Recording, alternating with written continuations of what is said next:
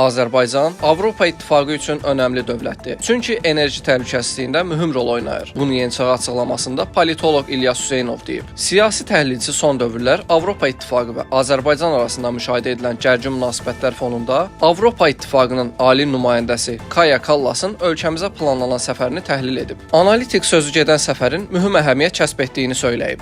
Azərbaycana səfəri mühüm əhəmiyyət kəsb edir, çünki son dövrlər Avropa İttifaqı ilə Azərbaycan arasında kifayət qədər ziddiyyətli münasibətlər və eləcə də problemlər meydana gəlmişdir və hesab edirəm ki, bu problemləri həll etmək üçün bu səfər yaxşı fürsətdir.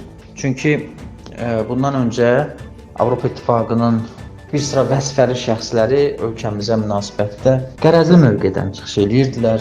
Avropa İttifaqının Təhlükəsizlik və Xarici Siyasət üzrə Ali komissarı Joseph Borrell, Avropa Komissiyasının rəhbəri Ursula von der Leyen'in milli maraqlarımıza zidd bəyanatları mövcud idi və bu səfər əsnasında məhz qərəzli münasibətin aradan qaldırılmasına dair konstruktiv müzakirə həyata keçirilə bilər.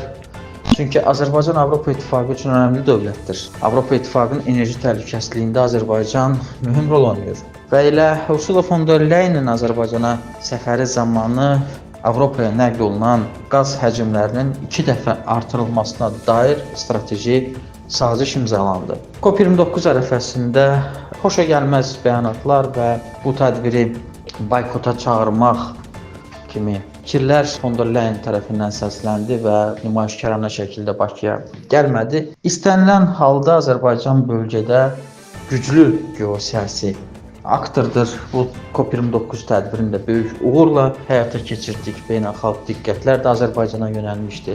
İqlim maliyyələşməsi ilə bağlı mühüm irəliləyişin əldə olunması, bir sıra Azərbaycanın irəli sürdüyü təşəbbüslərin icrası ölkəmizi beynəlxalq arenada da güclü bir dövlət kimi təqdim edir və eyni zamanda Avropa İttifaqı ilə Azərbaycan arasında da strateji münasibətlər mövcuddur. Avropa Parlamentində vaxtaşırı müxtəlif müzakirələr və qərəzli qətnamələrin də qəbul olunmasını görürük. Bütün bu məsələlərin dialoq vasitəsilə, məsləhətləşmələrlə, siyasi danışıqlarla həlli mümkündür və bu xüsusda hesab edirəm ki, Kaja Kallasın Azərbaycana səfəri də yaxşı nəticələrlə yadda qalacaq.